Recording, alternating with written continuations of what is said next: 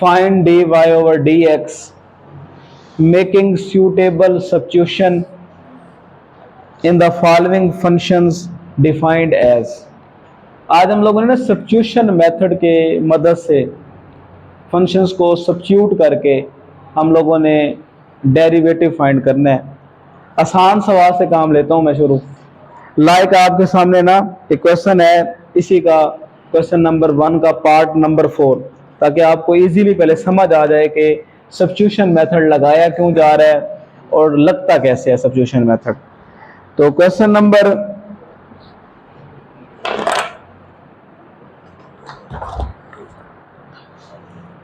Exercise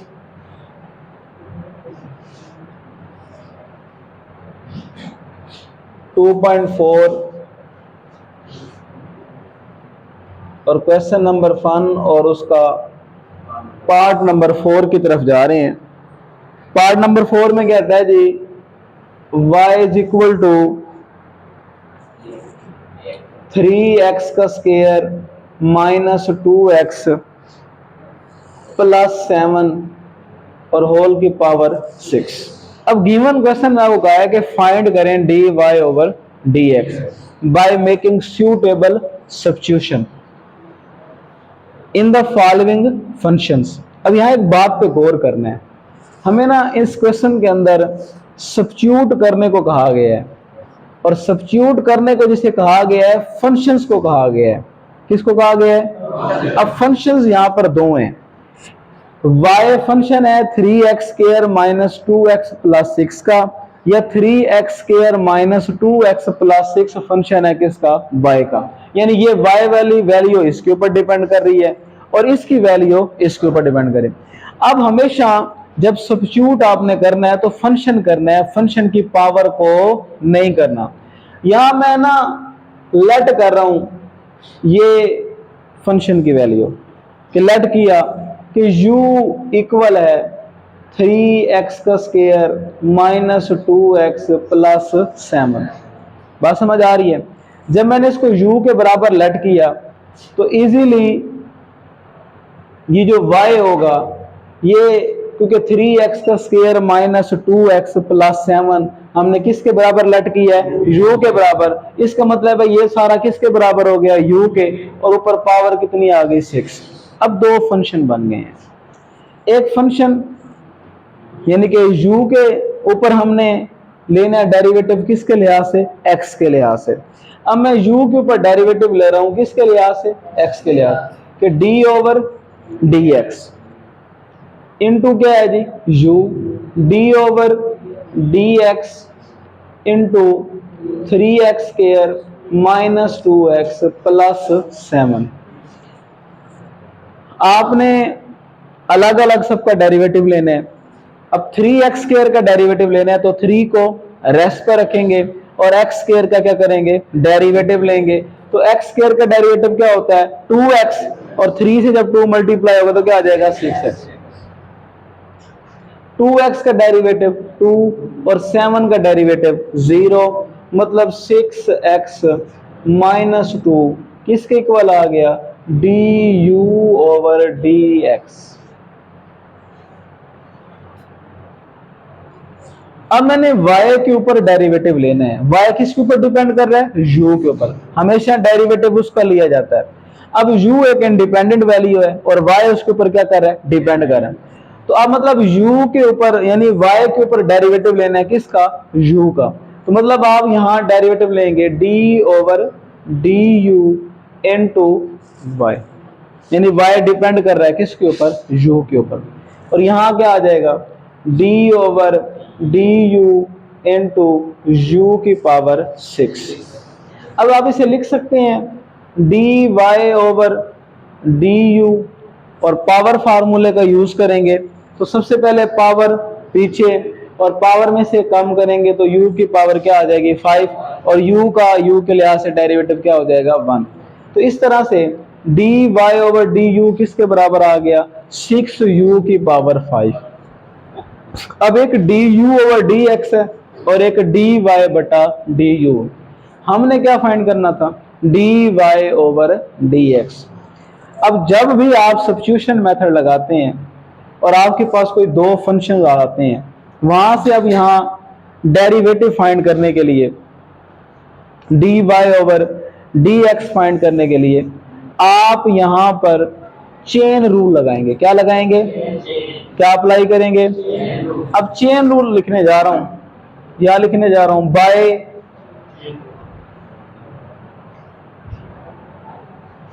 अच्छा, chain rule बनाना कैसे है? ये जो दो डेरिवेटिव लिए हैं, इनको इस तरह से मल्टीप्लाई करना है कि दो वैल्यूज क्रॉसपोंडिंग में सेम हो और दो वैल्यूज डिफरेंट हो। लाइक आप ऐसे लिखते हैं कि d y over d u multiply d u over d x. अब दो क्रॉसपोंडिंग में सेम है और दो क्रॉसपोंडिंग में डिफरेंट है।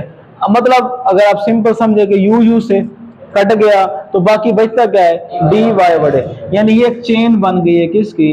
D y over d x. अब आपने जस्ट वैल्यूज को पुट करना है कि d y over d u की वैल्यू क्या है? 6u की पावर 5 मल्टीप्लाई डी यू और डी एक्स की वैल्यू क्या है? 6x minus 2। अब u की वैल्यू आप जानते हैं कि u की वैल्यू क्या थी? 3x का स्क्वायर माइनस 2x प्लस 7। आप यहां पुट कर देंगे 6 इंटू 3x का स्क्वायर माइनस 2x प्लस 7 और पावर कितनी है हमारी? 5, और साथ में क्या है? 6x minus 2। तो ये आपका आंसर है जी। कोई समझ आई? मैंने क्लोज कर। अब y आपके सामने है x plus square root x और उसका क्या है? Square root.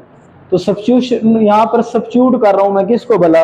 x plus square root x को। किसके बराबर? u के बराबर। कि सब्स्टिट्यूट किया कि u बराबर है किसके?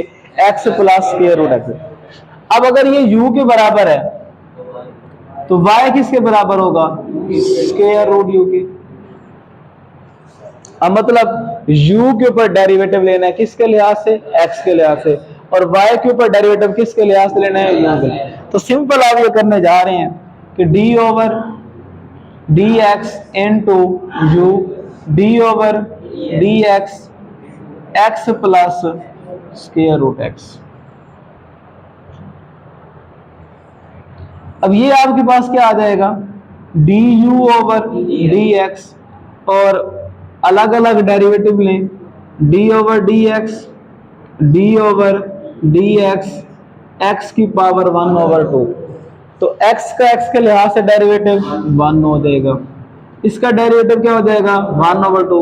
एक कम कर दें कितना हो जाएगा? माइनस 1 ओवर 2, और x का x के लिहाज से डेरिवेटिव क्या हो जाएगा? 1।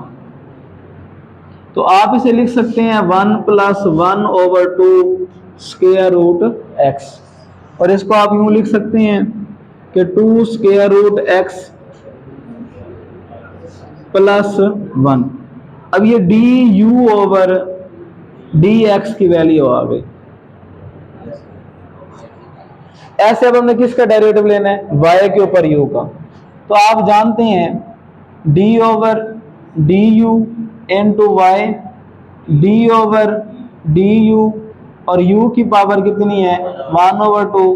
तो d y over d u, power formula use करेंगे तो 1 ओवर 2 पीछे आ जाएगा, एक कम कर देंगे तो क्या आ जाएगा? माइनस 1 ओवर 2, और u का u के लिहाज से डेरिवेटिव क्या हो जाएगा? 1। अब दो फंक्शंस का हमारे पास क्या आ गया है? डेरिवेटिव आ गया है।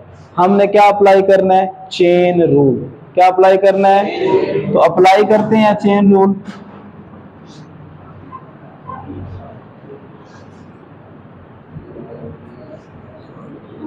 क्या है जी? D y over d u multiply d u over d x किसके इक्वल है?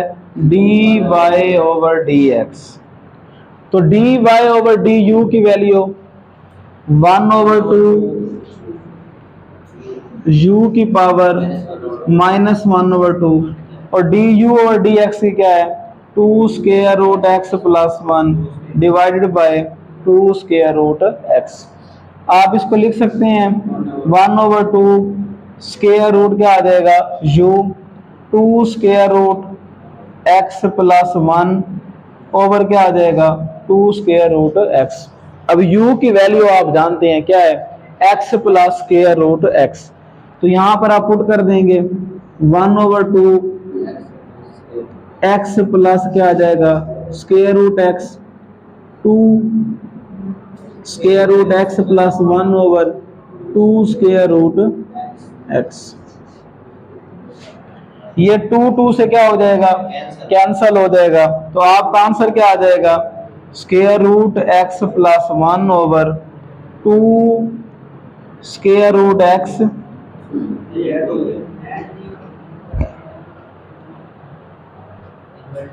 मल्टीप्लाई हो रहे हैं, ये क्या हो रहे हैं मल्टीप्लाई हो रहे हैं। तो 2 square root x plus square root x, तो ये आपका आंसर है। क्लोज कर इसको, क्लोज।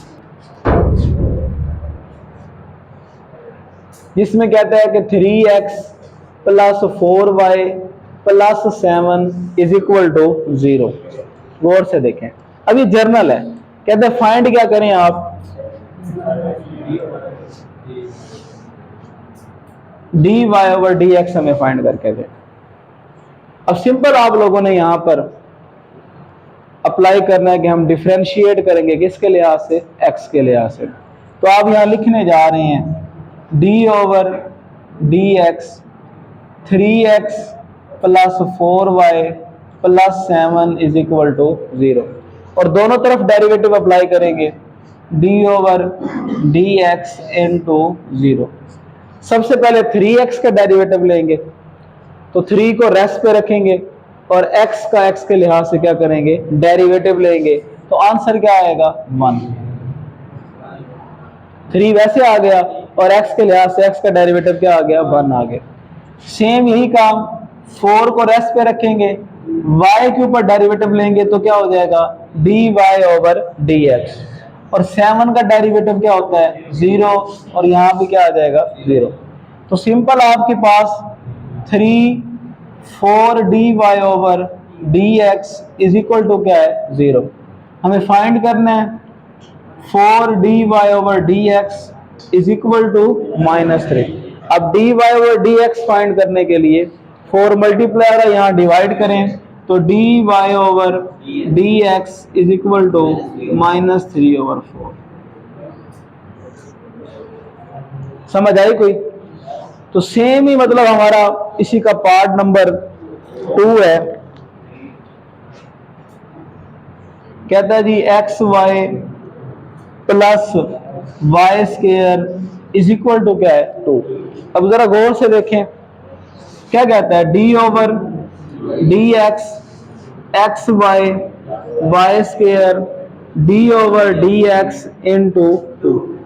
एक बार इसके ऊपर लेना डेरिवेटिव और एक बार इसके ऊपर, क्या लिखेंगे d/x xy d/dx y का स्क्वायर और 2 का डेरिवेटिव 0। अब ये दो नंबर मल्टीप्लाई हो रहे हैं और ये दोनों इन्वॉल्व है क्योंकि हम dy/dx फाइंड कर रहे हैं, तो यहाँ प्रोडक्ट फार्मूला यूज करेंगे। क्या यूज करेंगे, अब x को रेस्ट पे रखेंगे, y का डेरिवेटिव लेंगे तो क्या आ जाएगा dy/dx, y को रेस्ट पे रखेंगे और x का डेरिवेटिव लेंगे। समझ आ रही है? प्रोडक्ट फार्मूला यूज किया है कि x को रेस्ट पे रखा, y का डेरिवेटिव लिया, प्लस की अलामत, y को रेस्ट पे रखा और x का डेरिवेटिव लिया, और y स्क्वायर का लेंगे तो 2 पीछे, एक कम करेंगे 2y, और y का y के लिहाज से derivative dy/dx is equal to क्या हो जाएगा 0। तो आप इसे लिख सकते हैं x dy/dx, x के लिहाज से x का डेरिवेटिव 1 हो जाएगा, और 2y dy/dx is equal to क्या हो जाएगा 0। तो x dy/dx 2y dy/dx minus y, ये प्लस वाई को ले आए, यहाँ क्या हो गया माइनस वाई। इन दोनों में कॉमन है क्या, d y over d x. तो हमारे पास क्या बच जाएगा, x plus 2y is equal to minus y. यहां से d y over d x find करने के लिए आप लिख सकते हैं कि d y over d x किसके बराबर है, minus y over x plus 2y। कर लेंगे, कर लेंगे।